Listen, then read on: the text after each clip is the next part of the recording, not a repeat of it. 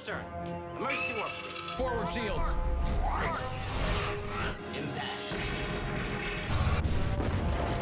The truth is, I wished that Star Trek had more resources when they were making the show, because it felt like they were so clearly limited by the amount of time and money that they had. We knew that if we were going to do this, we had to really kind of pull out all the stops. And really make it like kind of an event. To make it big, a spectacle. So one of the things that we look to bring to this version of Star Trek is imbuing it with a certain type of energy and spectacle that, for many reasons, mostly, I think, honestly, resources, they've never been able to have before. Buckle up.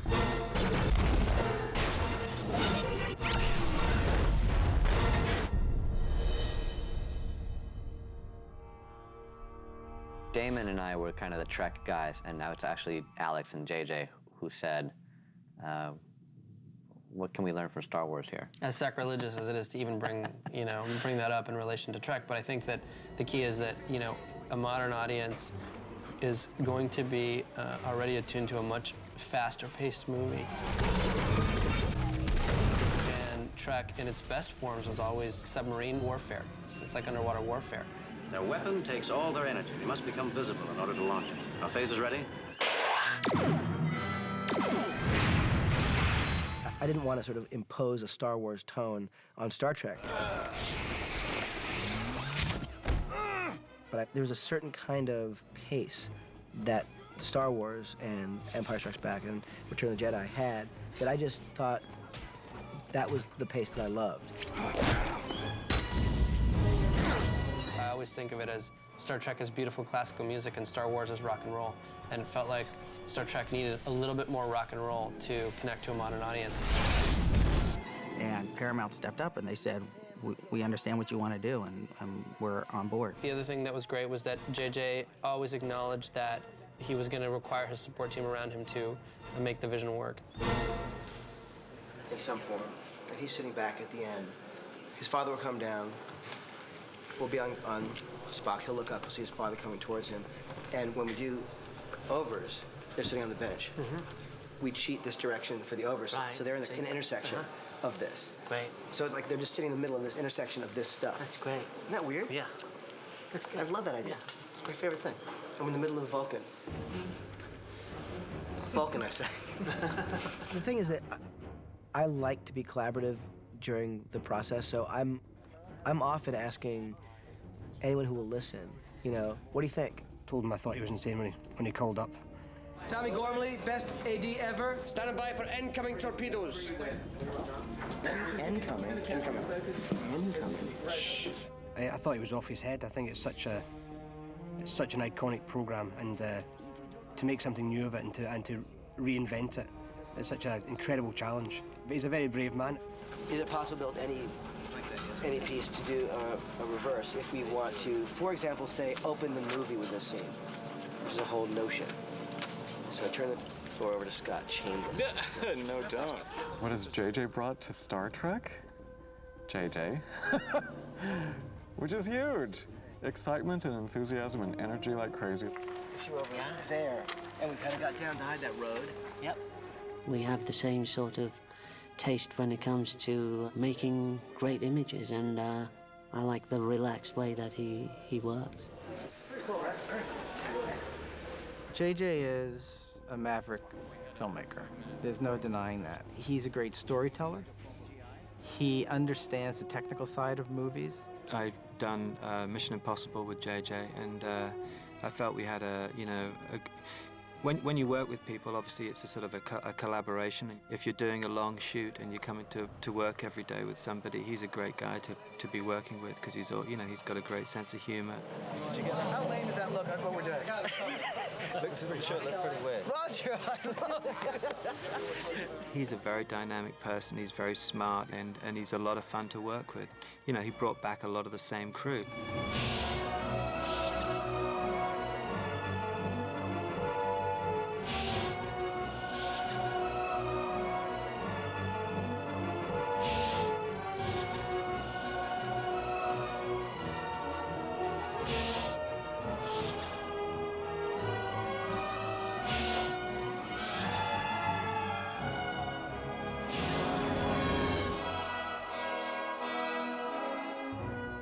key to this movie for me from the very beginning was, how do we make this real?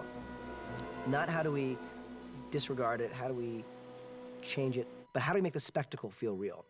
More than anything, we wanted to ground the adventure of the crew in some kind of reality. And part of that was I wanted to not have everything be green screen and CG. But our mantra always was in the film, if there's any way of doing it in camera, doing it for real, we'd do it. He wants to get as much real in camera as he possibly can. It's very old school. There's just kind of a tangibleness that you need. Like if everything's all done on green screens, it's not present. Even if you're creating something for Star Trek, you know, you're not doing the visual effect for its own sake. If you can root it in some kind of level of reality, I think you've got more chance of success. I've got half of the list of things that I thought needed from the architect, so could I work on that down there today and then have a plate meeting tomorrow? Or? Oh, the plate meeting is tomorrow at 10 a.m. Okay. When I read the script at first, your first impression is because it's a film set in the future, it's science fiction, it'll be entirely on the stage. Very early on when we were scouting, I realized by the number of hours we were spending in the scout van that we weren't going to be on stage that much. Then when he pulls over, we're getting a camera view over behind the cop. Yeah. The movie was going to be about 80% stage and 20% location. It was probably 60% stage and 40% location. And to JJ's credit, what he wanted to do was open up the movie and give it a real, quote-unquote, vastness to it. And we just go wham, and then we know that we'll be getting over the mountains where we need to and putting a massive ship right there. It's kind of fantastic. This is the other potential spot for the shuttle. It's in this bay here. Just need JJ to sign off on which one he prefers. And the idea was, instead of doing it all on stages, it was like, where can we shoot where things feel practical and real? Clearly there are a lot of visual effects in this movie when you get into space, but there's no reason that once you get inside something, you can't use the real thing. Oh, this is cool. I think it was a genius thing to do for the film, because there's something indefinable about filming on a real location, which I'm convinced comes across in the finished piece.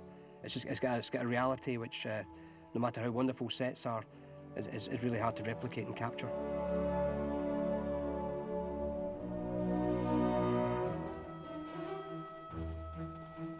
The thing we talked about most was to give it a big cinema screen feel in the John Ford sense. And so we shot it on film and we shot it anamorphic.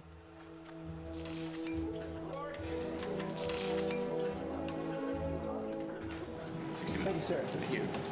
There's just a lot of pressure these days to shoot using digital cameras. We just felt that the organic nature of the film with the widescreen format would allow us another degree of realism. JJ, you know, as I do, actually love the anamorphic format because it does have imperfections and it does create a kind of a grittiness that you might not get from just shooting digitally. In an anamorphic film such as this, you get a lot of distortion, you know, and warping. Anamorphic lenses halate when light is shone at them directly, and we loved those flares. Nice flare. Nice flare. The flare's good. How's your flare gun? Dan and the lighting guys would be off on the edge of frame with, you know, flashlights pointing them back into the lens. Although some people do try very hard to take them out, we tried very hard to let them in. What's better than flares? Shorts. See? Isn't that better? That's better than that. That's better than that. All of those things are part of the kind of vocabulary of creating this kind of more realistic kind of look. And we were very careful to try to mimic that same look. And we were careful to go back in and put all that stuff back into the CG stuff. This is one of the hero shots, and we tried to sort of mimic what the anamorphic lenses do. So as the lights come in, you'll see these weird artifacts, essentially, and the light streaks down the side of the ship. Here you can see, you know, once it gets really bright, sort of illuminating dust or, you know, crap that was on the lens, you know, affectionately referred to as lens schmutz. And then the blue line flares come on throughout the film. So here's a clean ship, no flaring, you know, it's pretty lifeless. So all the lens flares and lens aberrations that we add, viewing the film, you know, the average viewer would look at it and they wouldn't necessarily pick up on that stuff, but if it was absent and it wasn't in there, then you would miss it, and it gives the same life that we had in the principle of photography. You see, my purpose is to not simply avoid the destruction of the home that I love, but to create a Romulus that exists free of the Federation. Yeah. And only then we should be truly safe. Then we have nothing left to discuss. You know, JJ's a great magician, actually. He loves the, these kind of visual tricks. Starfleet chose Earth as its center. And I love that about JJ, is that it's that kind of that old Hollywood mentality, is that there's magic to movies, and JJ loves the magic of it.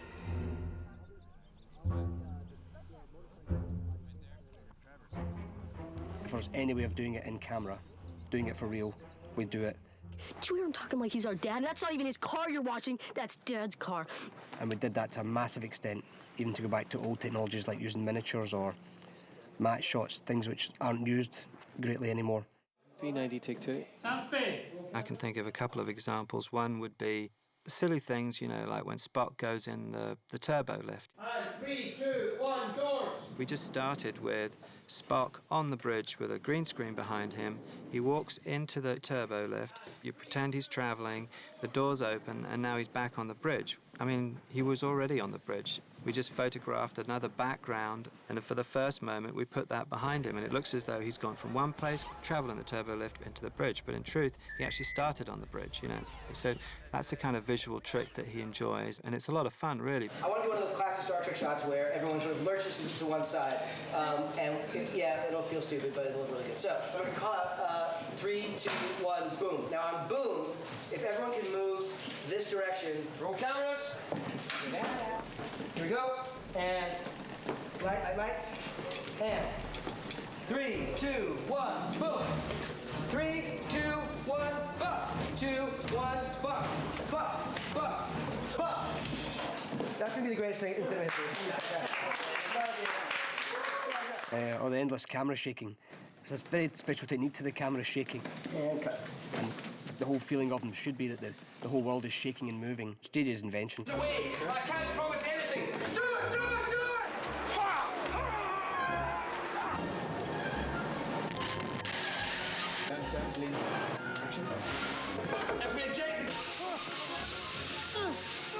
JJ's got this frequency, I don't know where it comes from, but he's the only guy that can really do it. I'm an amateur, I'm a kind of white belt, and JJ's a black belt at it. But he's even he gets tired doing it. So I'm one of the few trustees who he thinks has got vaguely the right rhythm. It's incredibly exhausting. I can't explain to someone how hard it is.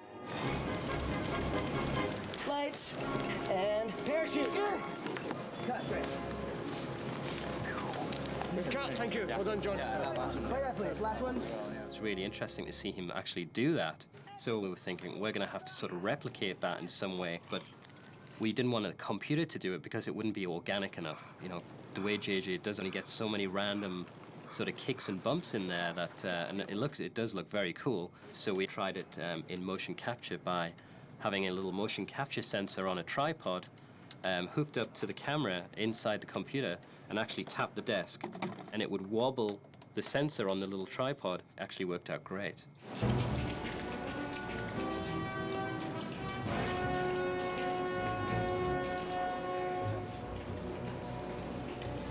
JJ, obviously being a fan of cinema, knew that if you have a smaller set, you put a kid in a costume that matches, and suddenly the set looks, you know, 1.5 times as big. So here's the idea, is that you guys are like guards at a prison. So if you could just be really, just walk very seriously and very straight, okay? Okay, you walk on this side, and you walk on this side, okay? Good to go? All right. That's right, here we go. You're doing great, kiddo. The prison scene, which I don't believe is in the movie, but we had kids walking down a very, to be honest, a very small corridor, but by putting children in it, it looked like it was in a big corridor, you know. Yeah, fun? Okay, so you guys, you doing all right? Are you okay to do one more? Yeah, last one. I think maybe one or two more. Is that okay for you? Yeah. Yeah. I can do 1 or 2. 1 or 2 more? That should be all we need. You see, I like that attitude. That is awesome. All right. That's right. Here we go. You're doing great, kiddo. Again, you know, we had a child playing Kirk at Delta Vega when he runs into the cave. There's only one shot that I think really features the kid. Solo, solo! With spent weeks hanging guys upside down and shooting into the sky. And after about 15 seconds, people start to pass out and the blood rushes to their head, and it's incredibly complex and difficult. It had never occurred to me to try an old-fashioned trick as you stand on a mirror and you look down, the reflection's the sky, and it looks like you're looking into the sky. JJ thought of it. That's good. Do that. It worked incredibly well.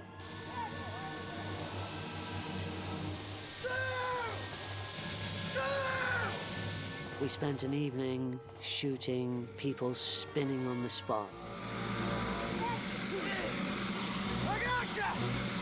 And moving the lights as opposed to people on wires, and shot against mirrors as opposed to green screen, and came up with a completely usable piece of the sequence that came from improvising on the spot. 3,500 meters! We hadn't sat and planned to use a mirror that day. I was very excited to see that that worked. It saved us massive amount of time and effort, and it was a very elegant solution to a problem we had. I think those are kind of very seamless and simple ideas, but they're a lot of fun to execute. Yeah, beautiful. Got it? That's done. Okay. That was great. You feel good? For any weird reason, do you want to do that again? All kinds of reasons. That was fantastic. I think we're good with that. Yeah. Well done. Beautifully done. I mean, we did 14 of them, for God's sake. I'd happily do a 15th if I thought we needed it. Beautiful. J.J. Abrams has something that's quite unique. There are directors who have the talent for great big action and production values and so forth. And there are directors who have a talent for very intimate moments between human beings. And a lot of directors don't have both. They can do one or the other very, very well. And J.J. can do both, and that's what makes him special. Jim? Excuse me? I'm a JJ fan, big time. So I think his youth and his energy and his positivity and his smile and his joy of filmmaking comes through this movie 100%. Aslan, I'm going to give you a mild sedative. I wish I didn't know you. Don't be such an infant. You tried. Unbelievable. Cut. That was good. JJ is the life force behind this film. He's kind of like the kid in the candy store. He's like, I can't believe we're getting to do this, and isn't this cool? Oh, it's so beautiful. In. You like that? What's better than that? Can I see again? That was fantastic. That was excellent. That was great. Look at that shot, so good. First of all, everything about it's good. Okay. First of all, look at that. Yeah, and he swings. Oh my God, Yeah, it's okay. great. Yeah. He has so much fun doing what he loves to do, and that infects you.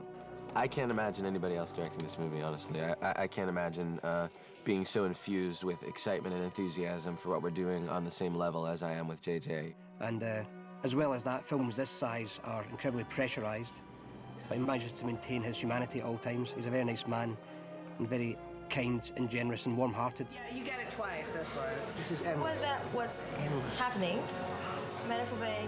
Oh, that was the second one. Was that I said what's going on instead of what was that?